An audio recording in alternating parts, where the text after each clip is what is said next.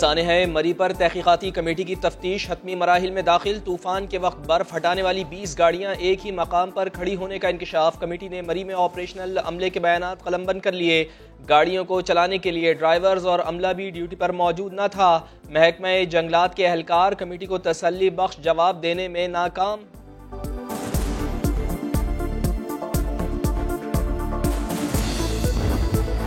वजीर आजम इमरान खान से army chief general Qamar Javed Bajwa की 1-on-1 मुलाकात। मुल्क की सिक्योरिटी और अफगानिस्तान की सूरत हाल पर बातचीत। मुलाकात में DG-ISI भी शरीक। वजीर आजम की जेर सदारत एपेक्स कमेटी इजलास में सीनियर वज़रा और आला अस्करी क़यादत शरीक।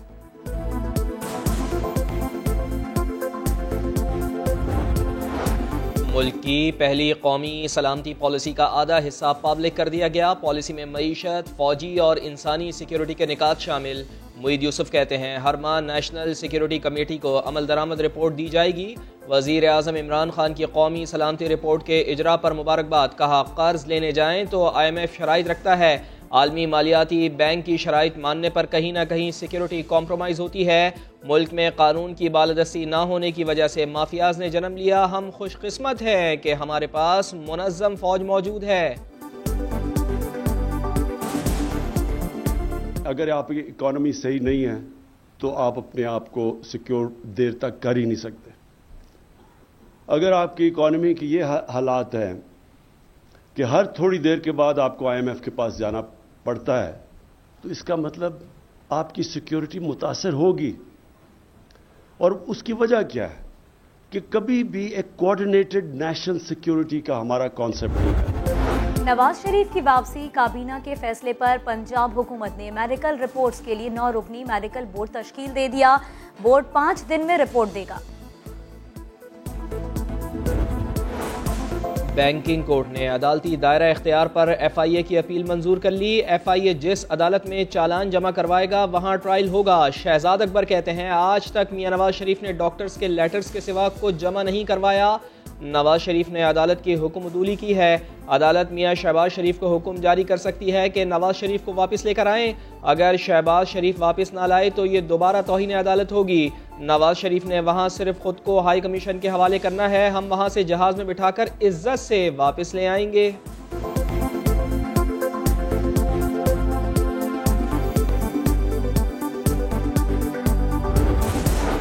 कौमी असेंबली के बाद सेनेट में भी हुकूमत और अपोजिशन अरकान आमने सामने। यूसुफ रजा गिलानी का कौमी असेंबली में बजट को बुलडोज करने का इल्जाम। कायदे ऐवान शहजाद वसीम बोले वोटिंग से कानून साजी को बुलडोज करना कैसे कह दिया। अपोजिशन के शोर शराबे पर वजीर मुमलिकत अली मोहम्मद खान ने वॉकआउट का मशवरा दिया तो अपोजिशन ने फौरन मान भी लिया। अली मोहम्मद खान कहते हैं स्पीकर की चेयर ने तो वोटिंग नहीं की, अपोजिशन ने स्पीकर चेयर के सामने जाकर क्यों हंगामा किया। ये अवाम कातिल बजट है। माहिर मईशत सर पकड़ कर बैठे हैं। हमजा शहबाज कहते हैं इस नाअहली, नालायकी और करप्शन का क्या बंदोबस्त किया जाए। स्टेट बैंक को IMF के हवाले कर दिया। महंगाई आसमान से बातें कर रही है। और इमरान खान कहते हैं हुकूमत क्या करे, इनके हवारियों को अब जान के लाले पड़ गए हैं। PTI का जनाजा धूमधाम से निकलेगा। इमरान नियाजी ने कहा है कि महंगाई है तो हुकूमत क्या करे। यानी इस शख्स की बेहिसी जो है वो ख़त्म होने का नाम नहीं लेती। पार्लियामेंट्री इजलास उसमें क्या तमाशा लगा। इसके अपने हवारी, अपने मेंबरान जो हैं उनको अब जान के लाले पड़ गए हैं। गुज़िश्ता रोज पार्लिमानी इजलास में परवेज खटक की वजीर आजम से तलखी की खबर को PTI ने मिस रिपोर्टिंग करार दे दिया। शहजाद अकबर कहते हैं इख्तिलाफ राय होता है, फूट पड़ी होती तो परवेज खटक वहां मौजूद ना होते। बाबर अवान ने कहा मामला स्टोरी टेलिंग के सिवा कुछ नहीं। क्या ऑडियो वीडियो है किसी के पास। नैब तरमीमी ऑर्डिनेंस के तहत जाली अकाउंट स्कैंडल के मुल्जिमान को रिलीफ मिलना शुरू हो गया। एहतसाब अदालत ने साबिक DG पाक्स कराची लियाकत कायम खानी की बाग इब्न कासिम केस में जमानत मंजूर कर ली।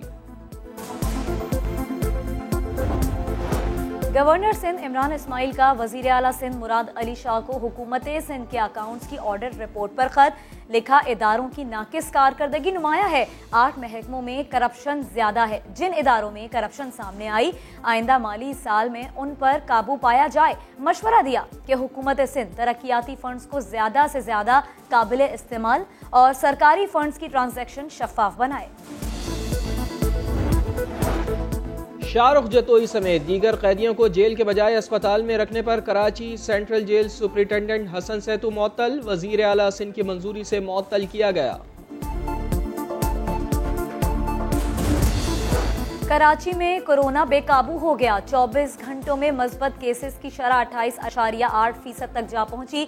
लाहौर में पॉजिटिविटी रेट 9.6% रिकॉर्ड। मुल्क भर में 3,567 मुतासिर। वजीर आला सिंध मुराद अली शाह कहते हैं सिर्फ सिंध नहीं पूरे पाकिस्तान में केसेस में इजाफा हो रहा है।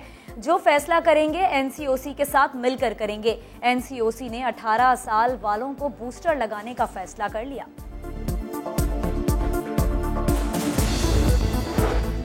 नोवाक जोकोविच का ऑस्ट्रेलियाई वीज़ा दूसरी बार मनसूख। आलमी नंबर 1 टेनिस प्लेयर के ऑस्ट्रेलियन ओपन में हिस्सा लेने, एजाज़ का दिफा करने और सबसे ज़्यादा 21वीं बार ग्रैंड स्लैम जीतने के इम्कानात कम हुए। फैसले को जोकोविच की कानूनी टीम अब भी चैलेंज कर सकती है। ऑस्ट्रेलियन ओपन 17 जनवरी से शुरू हो रहा है। साबिक चीफ जस्टिस साकिब निसार की मुबैना ऑडियो की तहकीकात के लिए कमीशन तश्कील की दरख्वास्त। क्या ऑडियो का किसी फर्म से खुद फॉरेंसिक कराया जाए? अटॉर्नी जनरल 28 जनवरी को मुआवनत के लिए तलब। जस्टिस अतहर मिनुल्लाह ने दरखास्त गुजार सलाउद्दीन एडवोकेट से कहा, आपने जो फॉरेंसिक रिपोर्ट दिखाई इस पर इन्हिसार नहीं किया जा सकता। रिपोर्ट में नहीं लिखा किसकी ऑडियो है। इल्जाम यह है कि इस अदालत के बेंच जेर असर बनते रहे। आप कोई मामूली सा सबूत ही दिखा दें कि कौन सा बेंच बना। अली जैदी का कराची प्रेस क्लब पर मुत्तहिदा अपोजिशन के एहतजाज में शिरकत का ऐलान। कहा 15 जनवरी को सिंध में काले कानून के खिलाफ एहतजाजी मुजाहरे में भरपूर हिस्सा लेंगे। कराची वाले बता दें कि इस कानून को नहीं मानते। बल्दियाती कानून के खिलाफ सिंध भर में मुजाहरे किए जाएंगे। सिंध बल्दियाती एक्ट के खिलाफ जमात इस्लामी का धरना जारी। सिंध हुकूमत और जमात इस्लामी की क़यादत का राब्ता। आज दोनों जमातों के दरमियान बाकायदा मुज़ाकरात का पहला दौर होगा। हाफिज नईमुर रहमान ने इतवार को कराची भर में रैलियों और शार फैसल पर धरने का ऐलान किया है।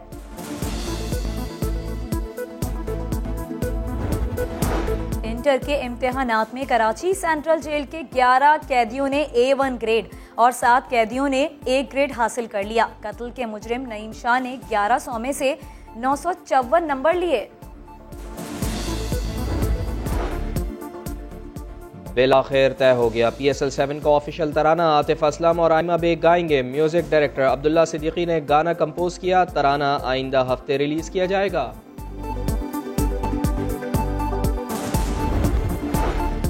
और ग्रीन शर्ट्स की T20 वर्ल्ड कप में मुतासर कुन कारकर्दगी। चेयरमैन PCB रमीज राजा ने स्क्वाड को आज दावत पर बुला लिया। शील्ड के साथ कैश प्राइज भी देंगे।